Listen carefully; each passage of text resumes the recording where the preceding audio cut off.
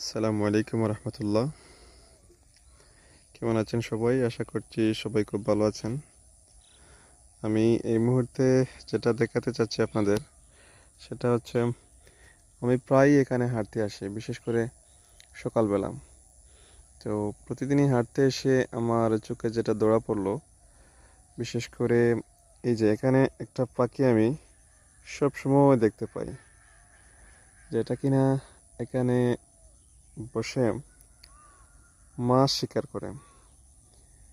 সে তার শিকার অর্জনের জন্য সে তার শিকার করতে এখানে বসে থাকে সব সময়। আমি প্রতিদিন সকালে এখানে হাঁটতে আসি, কিন্তু ওই পাখিটাকে আমি প্রায় দেখি বলতে আমি প্রতিদিনই দেখি।